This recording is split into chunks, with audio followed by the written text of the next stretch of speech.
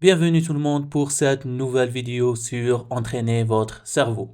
Alors aujourd'hui, on va voir ensemble un concept très important en intelligence artificielle et en machine learning qui est la classification.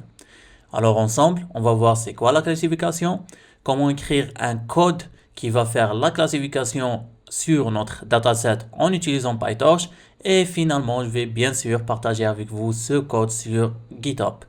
Alors sans plus tarder, commençons.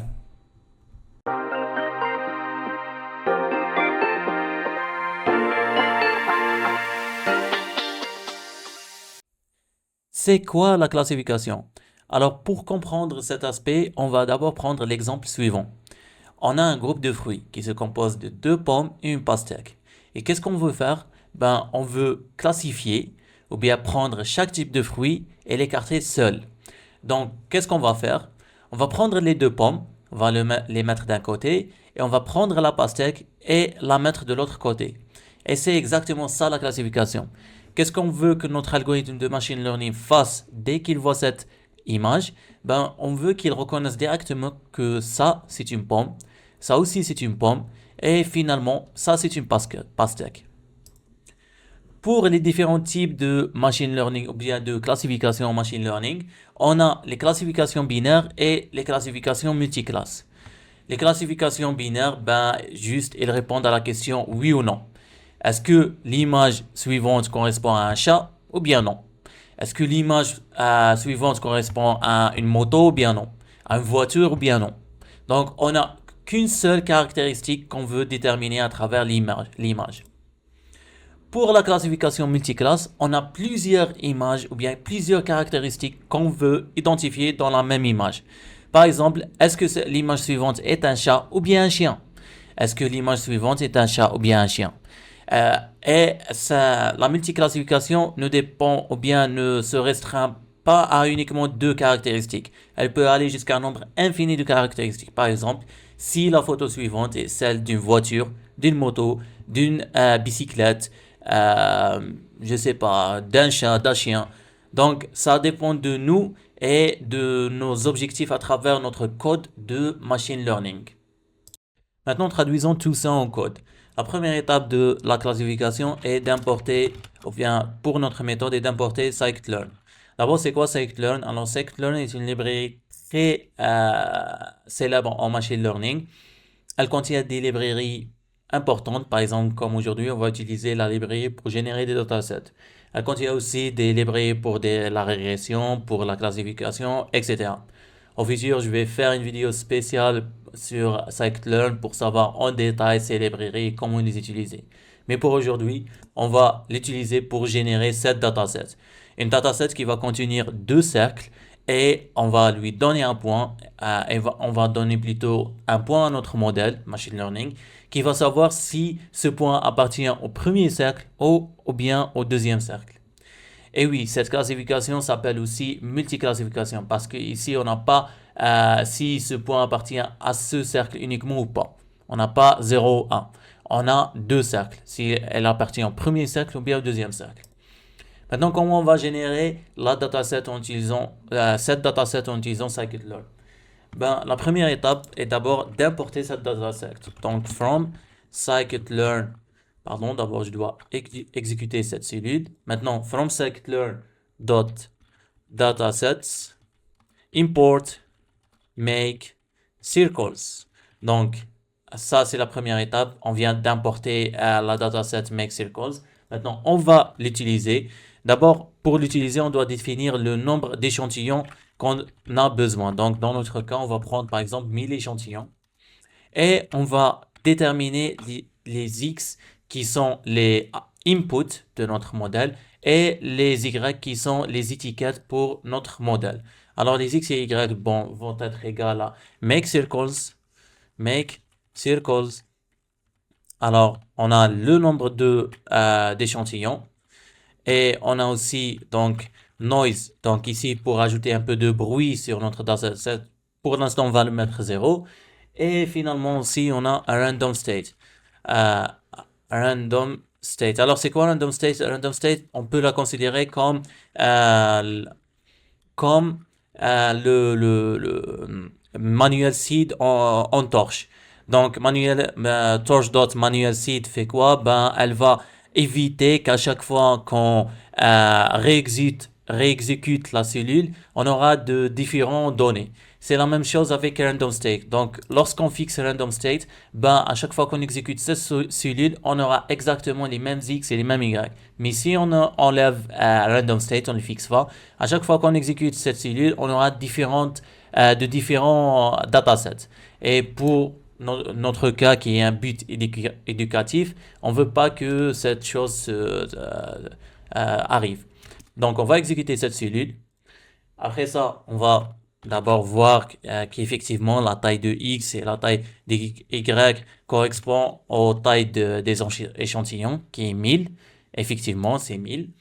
Maintenant, on passe à le printage des données qu'on vient de créer. Donc, d'abord, on va voir les données qui sont dans X.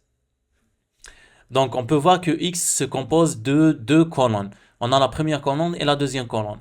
En fait, X contient les coordonnées de chaque point des deux cercles. Donc, par exemple, ce cercle ici, ou bien ce point, correspond à l'un des deux points, à un point de l'un des deux cercles, d'accord? C'est la même chose ici. Donc, ça, c'est le X d'un point ici, et ça, c'est le Y d'un point ici aussi. Maintenant, comment savoir si ce point appartient aux X, au premier cercle ou bien au deuxième cercle? Ben, c'est tout simplement en utilisant Y. Ben, en printant Y, donc ici, on peut clairement voir que le premier point appartient au cercle numéro 1, que le troisième point appartient au cercle numéro 0, et etc.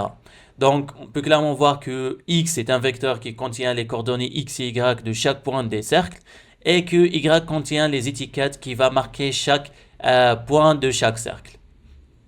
Maintenant, on passe à la translation de toutes ces données qui sont ici des tenseurs en data frame. Parce que pour pouvoir utiliser la classification en machine learning et spécialement en torche, on doit les convertir en data frame. Alors d'abord, c'est quoi data frame? C'est juste, on va les convertir en un type de tableau. On peut l'imaginer comme un tableau Excel pour pouvoir travailler avec. Alors, comment on va faire ça?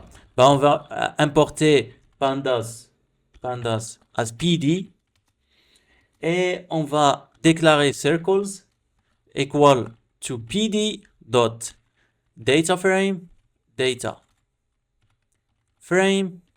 On va ouvrir les parenthèses et on va commencer à écrire nos colonnes. Alors la première colonne va contenir x1 qui sont les x, ceux-là, les x de notre input x, d'accord? Input global.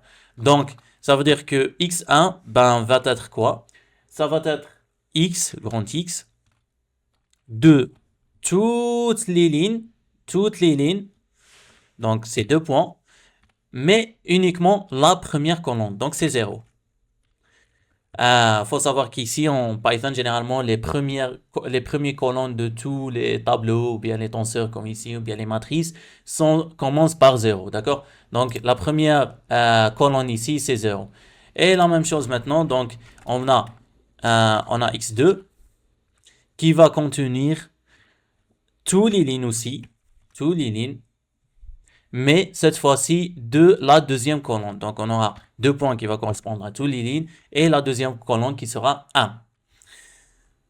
Donc en faisant comme ça, il ne reste plus que les étiquettes qui sont, cette fois-ci on va écrire étiquette qui va correspondre à Y. Dans tous les Y, vu que Y on a qu'un seul étiquette, 0 ou bien 1. Maintenant, donc, on va exécuter cette cellule. On dirait bien qu'on a déconnecté. En Google Colab, lorsqu'on n'utilise pas vraiment le codage pour un certain moment, ben on va se déconnecter. Donc, on va juste attendre qu'il se reconnecte pour qu'il puisse exécuter tout ça. Donc, qu'est-ce qu'on vient de faire? On vient de translater tous nos datasets ici qui sont de type tensor ou bien on a un dataset de type data frame, d'accord?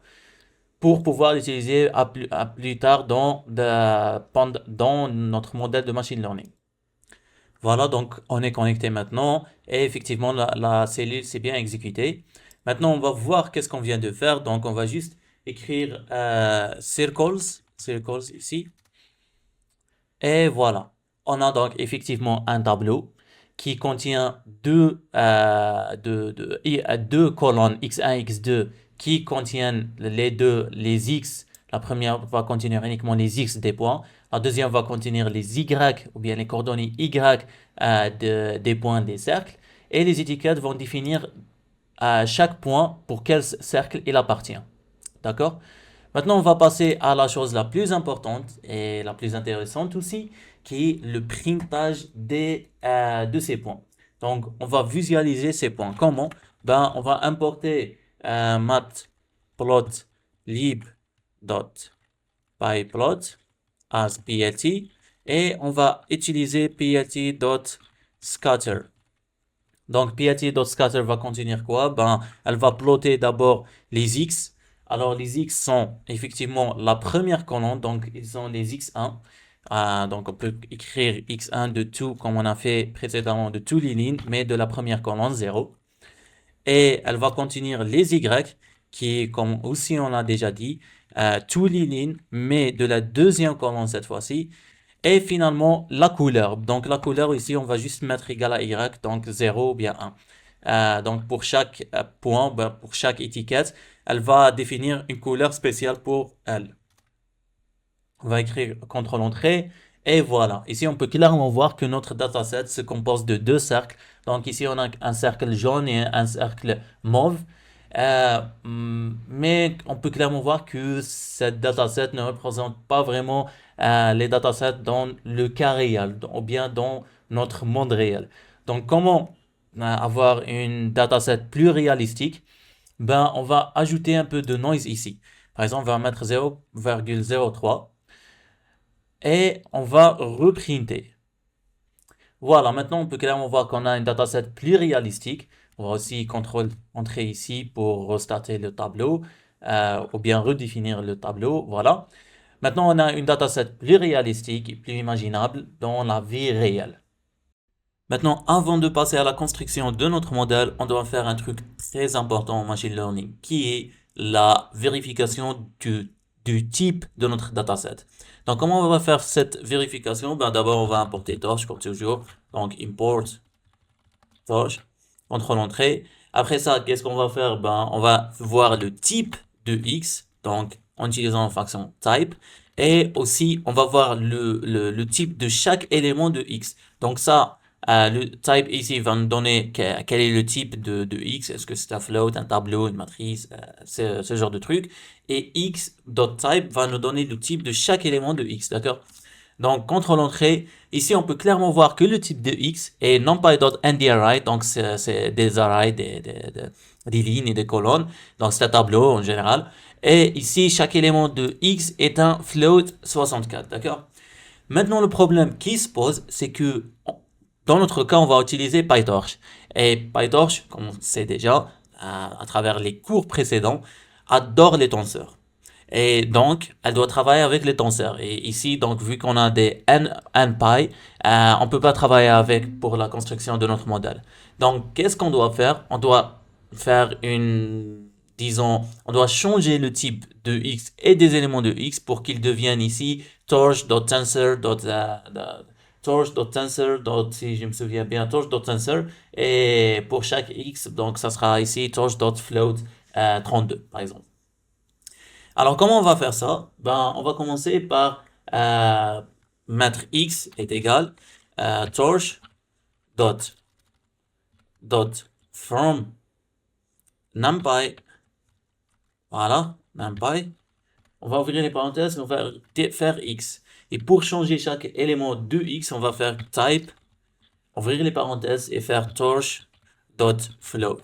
Ici, donc torch.float va directement automatiquement donner le type float 32, d'accord? Donc il est codé sur 32. La même chose pour y, vu que y aussi est de type numpy, donc on va faire torch.from numpy. On va ouvrir les parenthèses, écrire y.type pour changer chaque élément, torch dot float. Voilà, contrôle-entrée. Maintenant, on va revérifier chaque type de x et, pardon, et de y aussi, pourquoi pas, et voir chaque élément aussi de x dot type, dtype, sorry, dtype. Voilà, contrôle-entrée. Et effectivement, maintenant, de numpy.ndri, ça a changé à torch.tensor. Et la même chose pour y, c'est torch.tensor. Et pour les types qui étaient float64, il est devenu torch.float32. Donc maintenant, on peut effectivement travailler avec cette dataset dans PyTorch. Maintenant, l'étape suivante est la division des datasets. Comme on a dit dans les vidéos précédentes ou bien les cours précédents, pour la division de notre dataset, on va les diviser en deux catégories. Une division d'entraînement que notre modèle va utiliser pour s'entraîner et une division de testage que notre modèle va utiliser pour tester est-ce que il s'est bien entraîné sur les datasets d'entraînement ou pas. D'accord? Donc, comment on va faire ça? Ben, on va juste utiliser from scikit-learn, donc une autre fonction de scikit-learn, dot model selection, import, quoi? Donc, train, test, split. Voilà. Donc, qu'est-ce qu'on va faire ici dans test, en utilisant cette fonction model selection, train, test, split? Ben, on va diviser le xtrain, le xtest, le ytrain et le xtest. Donc, notre dataset va être divisé en ces quatre variables en utilisant train, test, split. On va ouvrir les parenthèses. Donc, la première variable, ça sera x. La deuxième, ça sera y. Donc, x va contenir les coordonnées x et y de notre dataset. Et y va contenir à quel cercle elle appartient. Si elle appartient au cercle 0 ou bien 1. Après ça, on va faire on a soit le test size ou bien le train size. Donc, on va faire train size ici, est égal à, on va prendre 80% des datasets pour le training, pour le dataset d'entraînement. Donc, maximum c'est 1, d'accord, c'est 100%. Et finalement, on va faire random, ajouter pardon, avec random state, voilà, est égal à 43. Ici, comme toujours, on a ajouté ou bien on a fixé le random state pour qu'à chaque fois qu'on réexécute le code, on n'aura pas un nouveau ou bien une répartition de datasets différentes. Donc, à chaque fois maintenant, vu qu'on a fixé le random state, à chaque fois qu'on exécute cette cellule, on aura toujours la même séparation, ben, le même split de notre dataset. Contrôle-entrée. Et voilà, on a bien, normalement, tout fonctionne bien. On va juste vérifier la taille de notre dataset. Donc, length de xtrain, length de xtest. Pourquoi pas aussi ajouter les labels à ytrain et aussi le length de ytest. Donc, pardon, donc ici c'est le length. Donc, avant d'exécuter cette cellule, je veux juste vous rappeler que le nombre d'échantillons qu'on a pris était 1000. D'accord? Donc, vu qu'on a pris 80% de ces 1000 datasets pour le xtrain, donc normalement on devrait trouver combien? Je vous laisse réfléchir. 1, 2, 3. Donc, normalement, on devrait trouver ici 800. Donc, 800 pour le dataset d'entraînement. Et pour le dataset de test, ben, c'est le reste qui est 400. La même chose pour ytrain, ytest. Donc, contrôle-entrée.